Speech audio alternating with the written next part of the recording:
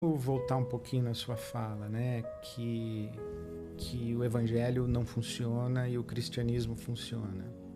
Eu acho que isso é muito perfeito. Esse não funciona aí entre aspas e funciona entre aspas. Isso. Né? Porque veja, olha, Jesus diz assim: derruba o templo que eu vou fazer outro em 3 dias. Isso é João capítulo 2 e João comenta. Ele estava falando a respeito do seu corpo.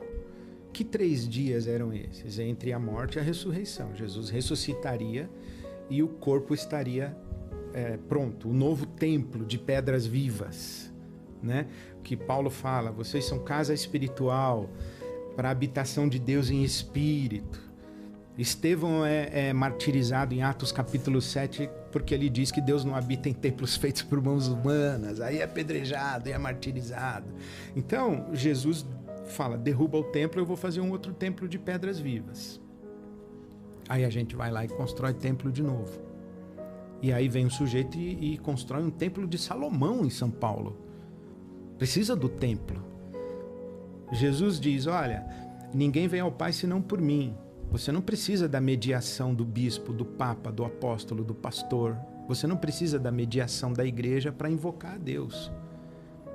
Aí a gente vem e institui o clero novamente. E a gente diz, olha, se você sair debaixo da minha cobertura espiritual... Como assim? Eu não preciso da sua cobertura espiritual. Eu tenho a cobertura espiritual do Espírito Santo. Eu sou habitado pelo Espírito Santo. Eu sou coberto pelo sangue de Jesus. Eu sou um filho amado de Deus. Eu preciso da sua cobertura espiritual. De onde você tirou isso? Isso não é evangelho, isso é cristianismo. Entende? Aí Jesus diz assim, olha, você vai adorar a Deus em espírito e em verdade. Não, mas como é o culto? Como é a missa? Onde é que... O que Jesus faz é libertador e libertário. Não dá para controlar. Lembra que Jesus fala para Nicodemos, olha, o vento sopra onde quer, você ouve a sua voz, não sabe nem de onde ele vem, nem para onde ele vai. Você só sabe que ele está ventando. Aí ele diz assim, ó, assim é todo aquele que é nascido do Espírito. Jesus não compara o vento ao Espírito. Ele compara o vento ao nascido do Espírito. Ele diz, ó, o nascido do Espírito você não controla, é que nem vento. Ventilador você controla, vento você não controla. Então isso é muito libertador, é muito libertário. E aí, entre aspas, não funciona. Vamos constituir uma instituição, vamos construir um templo, vamos nomear uma hierarquia que vai ter autoridade sobre as pessoas, que vai regular a sua moral, que vai regular as suas crenças, as suas doutrinas, e vamos chamar isso aqui de Igreja de Jesus Cristo. Aí Jesus diz, não, essa igreja não é minha não, essa igreja é de vocês aí.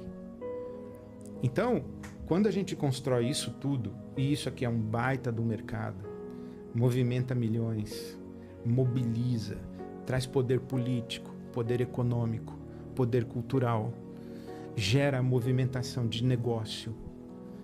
Aí eu aqui dentro, eu tenho um caminho de ascensão, de aplauso, de enriquecimento, de notoriedade. Aí vem um sujeito e diz, ó, isso aí que vocês estão fazendo não tem nada a ver com o evangelho. Esse aqui é o herege. Uhum. Esse aqui é o ungido de Deus. Né? O cara diz assim, olha, eu vou comprar um avião. Aí a gente diz assim, ó, isso aqui não tem nada a ver com o evangelho, isso aí tem a ver com um empreendimento religioso. Aí a gente está falando contra um ungido de Deus. Então as coisas estão muito comprometidas. Mas é o que você falou, não dá para você esperar aplauso do sistema a respeito do qual você profetiza. É Elias falando com Acabe. O Acabe diz, você é o perturbador de Israel? O Elias diz, não, eu não, é você com a sua feitiçaria e com a sua promiscuidade. Eu não estou perturbando Israel. Está perturbando Israel é você. Profetas sempre foram mal vistos. Malquistos. Mal vistos e malquistos, e né? malquistos. É interessante. Eu tava pensando assim, Ed. Vocês, a partir de uma leitura dos teólogos latino-americanos e várias coisas que vocês foram aprendendo, vocês começaram a entender que o evangélico, ou o cristão, o discípulo de Jesus, ele precisava ser um bom homem na sociedade. Ele precisa somar na sociedade. E pelo que eu vejo, a igreja evangélica, em sua maioria, ela não ensina você a ser cidadão, ela ensina você a ser evangélico. E aí quando você vai falar de, sei lá, de aquecimento global, de você não ter preconceito, coisas assim, meio que você tá viajando. Você tá trazendo o mundo pra dentro da igreja. Porque a igreja evangélica tá preocupada com o culto. Ela não sabe fazer sociedade, ela sabe fazer culto. Por isso que na Celso Garcia tem templos muito bonitos, mas ao redor da Celso Garcia tá cheio de gente miserável. Indigente. Né? Então, assim, aquela igreja não melhora o bairro que ela faz parte. Porque ela não está lá para isso. Não, ela tá ali para se melhorar. O templo cada vez cresce e ao redor do templo apodrece, como se ao redor não fizesse parte da ideia. E aí é muito louco isso, porque a ideia do sal da terra, né? Seria a gente transformar a sociedade que a gente está convivendo e essas pautas da sociedade serem pautas nossas, né? Então, mas eu acho que transformar a sociedade, ela não é a nossa finalidade, não é a nossa missão. Nossa missão não é transformar a sociedade. A nossa missão é seguir a Jesus e ensinar as coisas que Ele mandou a gente ensinar. Mas quando a gente ensina as coisas que Ele ensinou, a sociedade deveria ser transformada por consequência. É automático, né?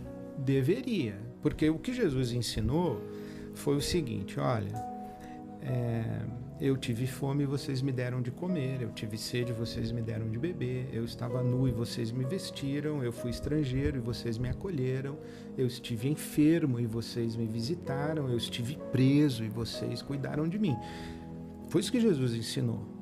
Então, existe, quando você disse, ensina a ser um homem de bem. Eu acho que os cristãos do cristianismo que eu estou criticando aqui, também eles ensinam a ser um homem de bem, mas como estratégia evangelística.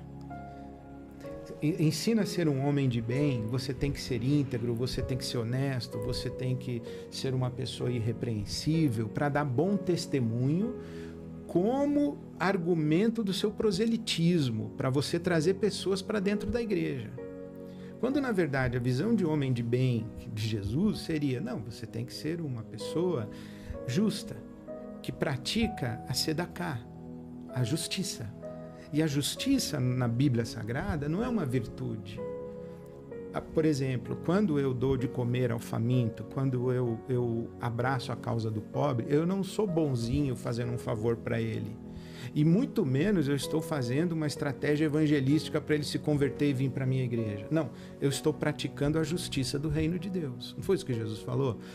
Se vocês buscarem em primeiro lugar o reino de Deus e a sua justiça, vocês não vão precisar se preocupar com o que tem para comer, beber e vestir. Porque quando você encontrar uma pessoa sem roupa, você vai dizer, ali está Jesus nu, eu vou vestir essa pessoa.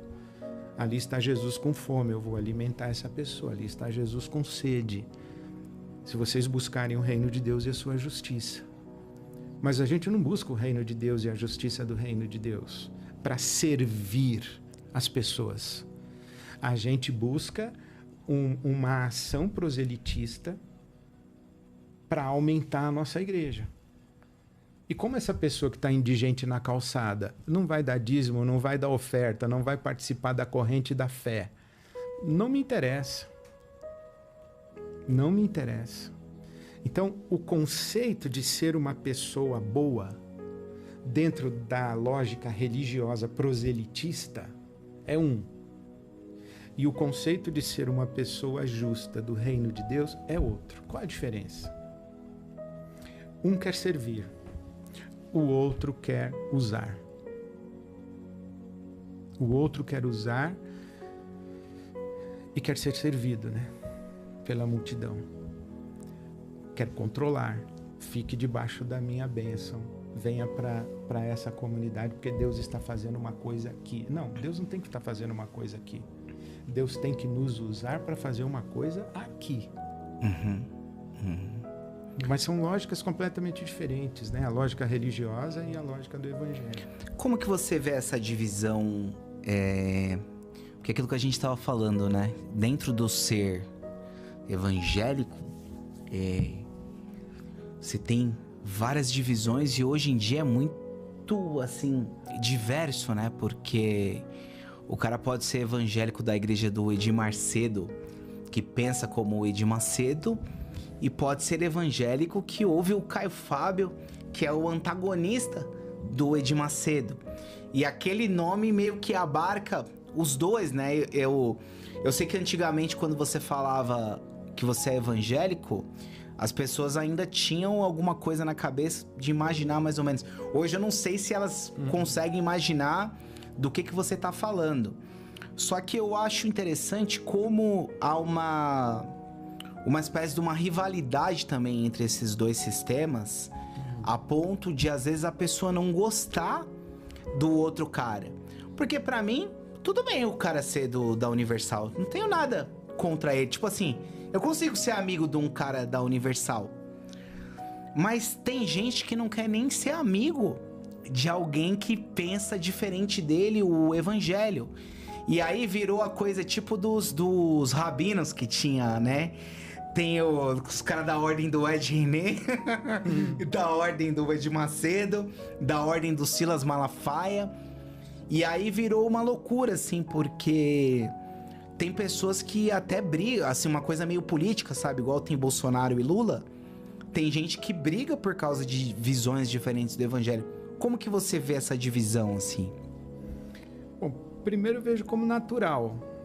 Eu acho muito natural, porque nós, seres humanos, nós temos background diferente, educação diferente, origem familiar diferente, cultura diferente, a gente tem personalidade diferente, a gente tem experiência de vida diferente, a gente é diferente.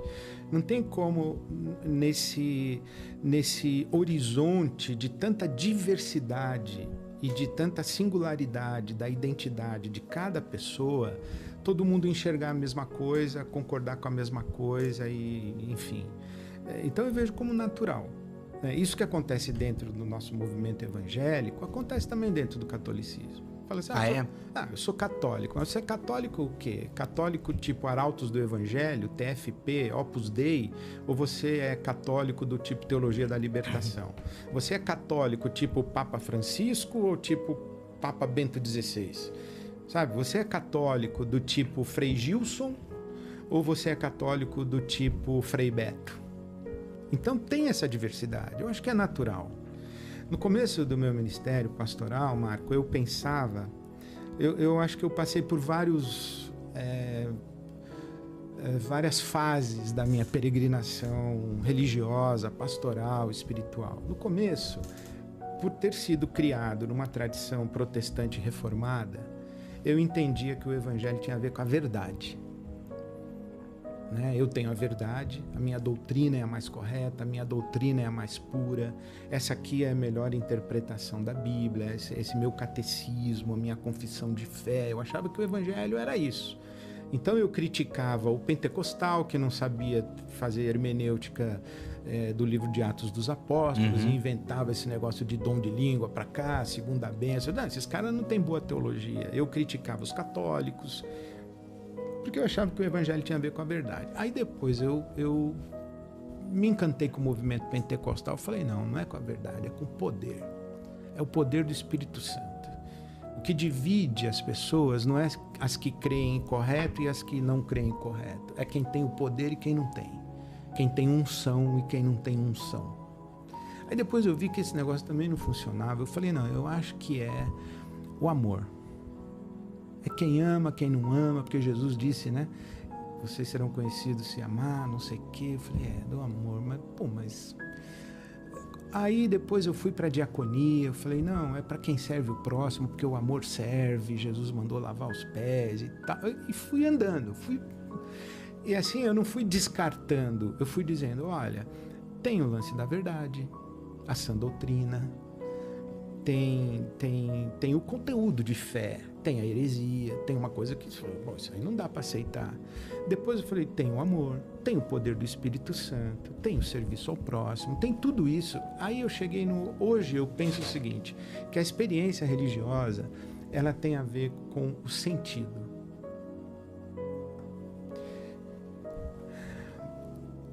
A Igreja Universal faz sentido para muita gente. A Igreja Católica faz sentido para muita gente. O Espiritismo kardecista faz sentido para muita gente. O Islamismo faz sentido para muita gente. A Igreja Pentecostal e a Igreja Reformada, sabe, faz sentido. E a gente tem que respeitar essa experiência de sentido das pessoas. E dizer o seguinte, olha, essa experiência aqui da Universal, para mim, não faz sentido. Então eu tenho essa compreensão, essa vivência, essa pastoralidade, essa teologia.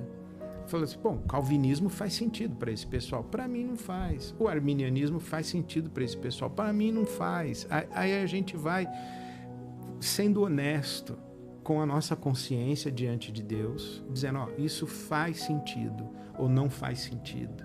E respeita. Aí você vê que essa pessoa diz assim, eu encontro pessoas assim, Marco, elas dizem assim, pastor, eu fui de uma igreja evangélica por mais de 10 anos, mas eu tive que sair. Por quê? Durante 10 anos fez sentido, e deixou de fazer sentido. Aí eu não vou julgar, eu só vou dizer, isso não faz sentido para mim, então eu não frequento aí.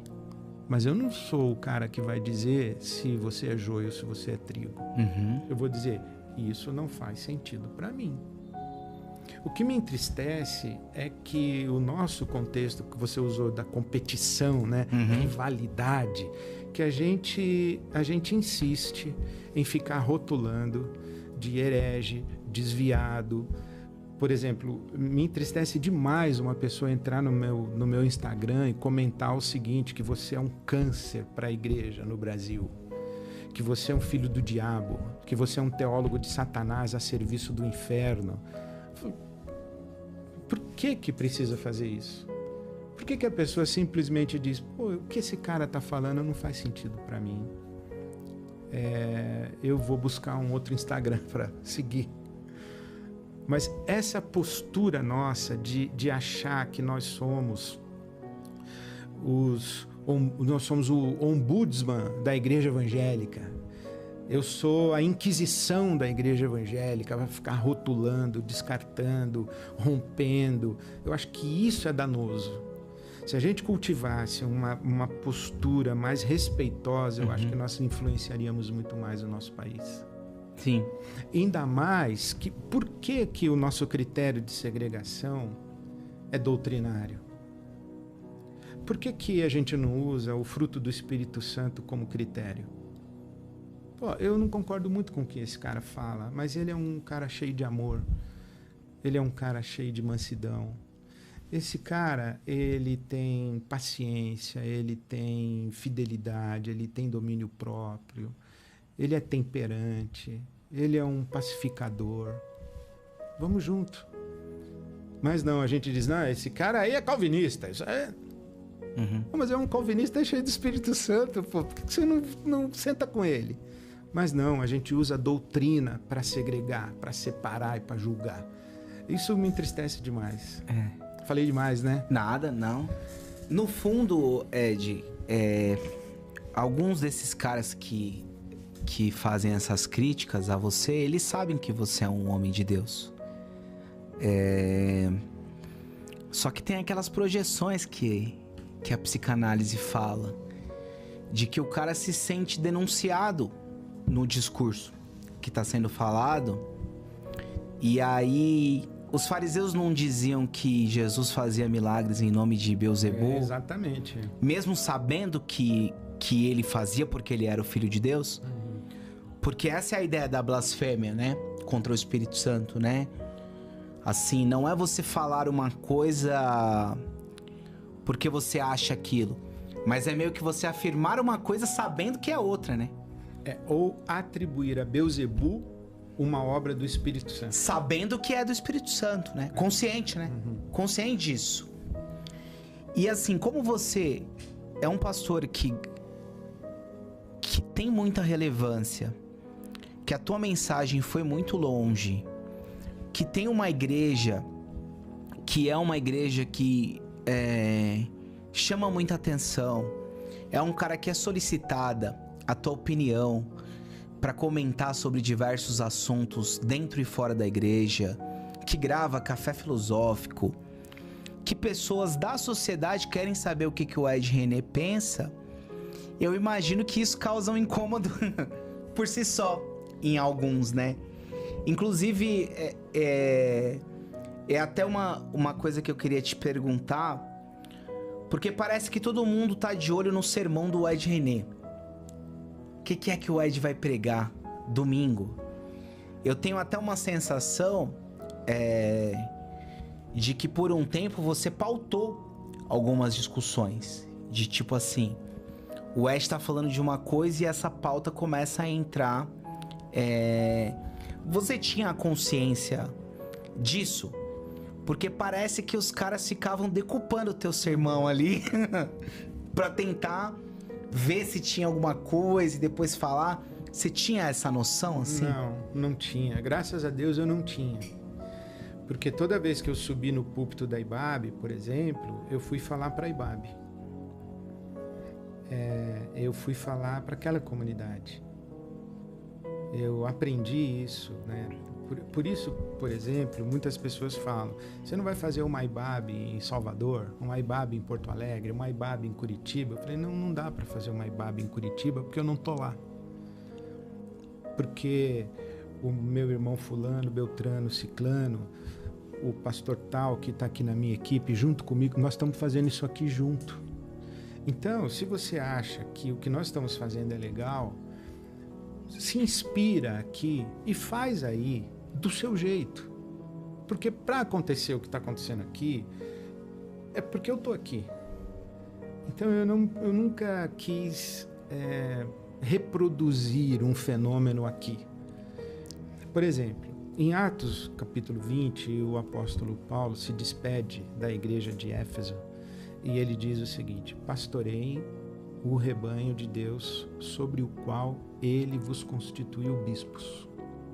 Aí eu pensei, bom, se pá, Deus me constituiu bispo, pastor dessa comunidade aqui em São Paulo.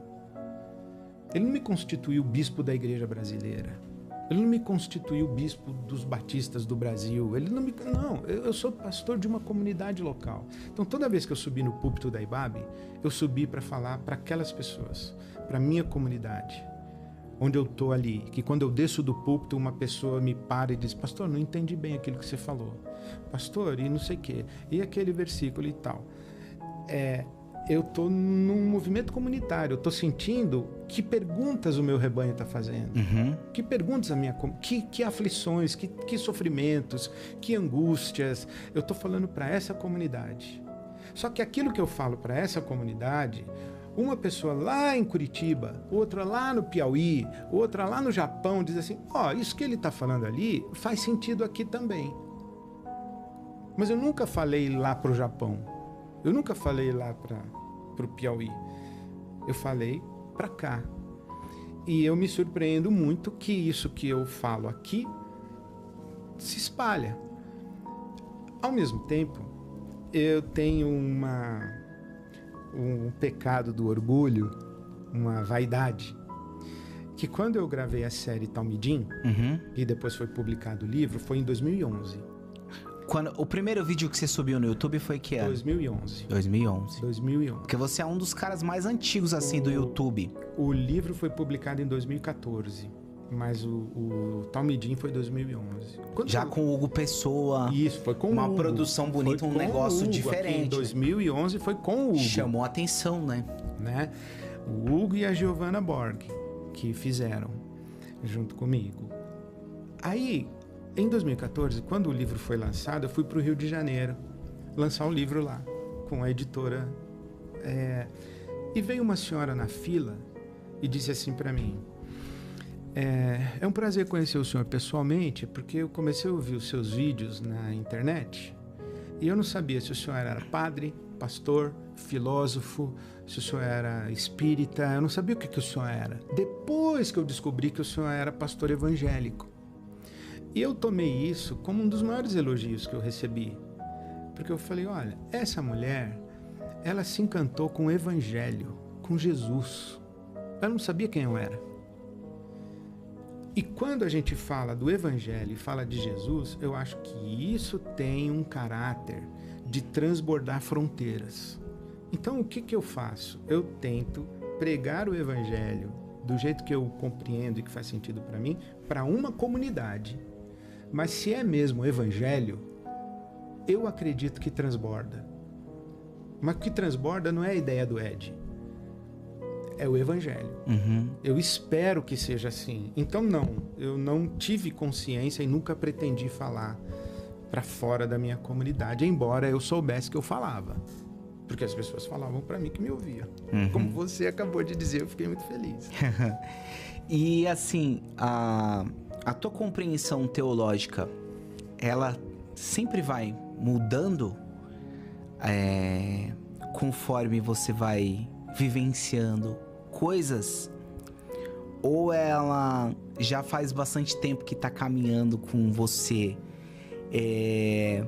Porque tem alguns textos, vou dar um exemplo bobo, mas só para ilustrar a conversa para quem tá ouvindo. Por exemplo, Davi fala assim que ele nunca viu um justo mendigar o pão. Aí você fala assim, caramba, não é possível que não tem nenhum justo que todo mundo que mendiga o pão então é injusto?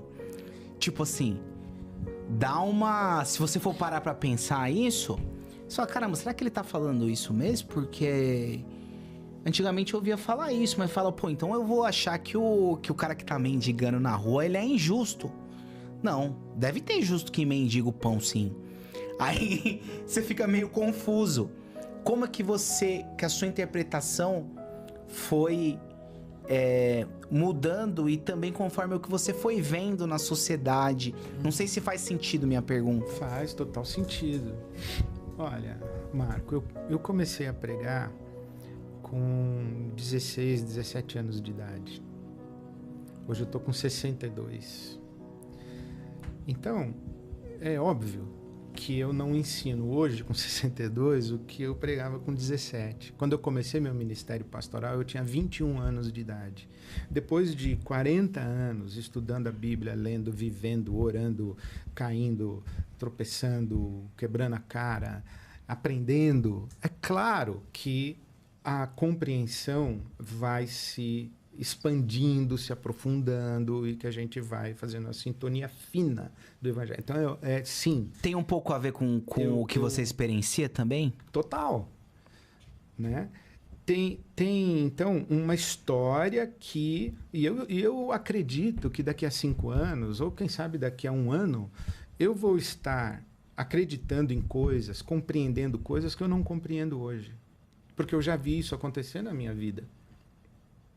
As minhas compreensões a respeito da sexualidade, a respeito do racismo, a respeito da relação do masculino e feminino, do machismo, da misoginia, a minha compreensão a respeito da desigualdade social, da pobreza, essas coisas eu fui entendendo melhor à medida em que o tempo foi passando.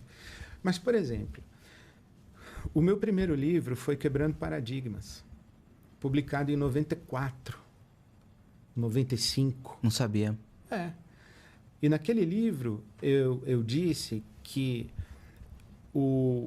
a minha filosofia de ministério era ter uma comunidade que fosse um sinal do reino de Deus, além dos limites do culto, do clero, do domingo e do templo. Essa declaração minha tem 30 anos. Isso é que eu ia falar, e eu já tive que fazer ela muitas vezes. Tem 30 anos. Ela continua sendo... Então, quando eu olho hoje... Olha o começo da nossa conversa. Né?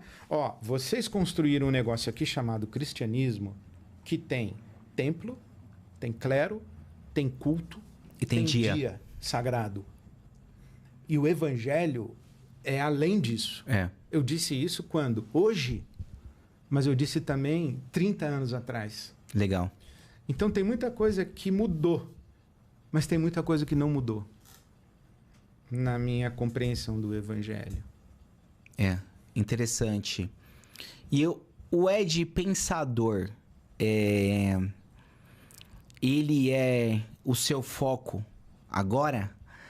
Até por isso, por exemplo, a criação dessa palestra, a questão de ter um outro pastor ajudando como pastor presidente na IBAB. Você está querendo deixar florescer o Ed intelectual? Sim e não. Porque eu conto essa história da seguinte maneira. Eu cheguei na IBAB em 1989. E eu faço um paralelo, guardadas todas as proporções do respeito, que eu me tornei sócio de uma padaria de bairro. E eu era o sócio padeiro. Eu gostava de fazer pão. Eu me tornei sócio. Mas, ao mesmo tempo, eu era o sócio que cuidava da padaria. Eu não só fazia o pão, mas eu cuidava da padaria. Eu era o sócio administrador. Entre os sócios, eu era o sócio administrador. Só que aquela padaria começou a ter gente querendo comer aquele pão que eu fazia. Aí ela teve que mudar de sede. Ela cresceu. Aí, além do pão, montamos lá uma sorveteria, montamos um self-service no andar de cima. Aí se tornou uma baita padaria, que é a IBAB hoje. Mas eu sempre fui um padeiro, eu sempre quis fazer pão. Mas eu tinha que cuidar do chapeiro que não veio, do valet que não sei o que lá, eu tinha que cuidar, sabe? Eu tinha que cuidar da padaria toda e fazer pão também. Até que depois de 36 anos em que eu era sócio da padaria, administrador, presidente, eu falei, sabe o quê? Eu quero dedicar a minha vida a fazer pão. Eu sou padeiro. Então, eu digo assim, que a essência da minha vocação, como eu a compreendo, é abrir a Bíblia e abrir a boca. Então, eu quero fazer pão. Inclusive, fazer um pão para a padaria chamada IBAB. Porque eu estou lá no púlpito todo domingo. Né? Então, hoje, eu digo, eu não sou mais o sócio administrador dessa padaria. Eu sou um dos padeiros dessa padaria, que faz uma fornada, domingo às 11h. Que faz outra fornada, não sei o quê. Só que eu também faço um pão que eu coloco à disposição na minha plataforma de assinantes, Eric Mais. Eu coloco um pão à disposição numa palestra num cinema. Eu coloco um pão à disposição num retiro espiritual promovido pela Galileia e não pela IBAB. É isso que eu faço. Então, eu digo... Eu acho que hoje, depois desses anos todos, vivendo o dia a dia de uma comunidade e presidindo uma comunidade religiosa, uma igreja batista, eu digo, chegou um momento da minha vida em que eu quero me dedicar ao que eu considero o essencial da minha vocação, que é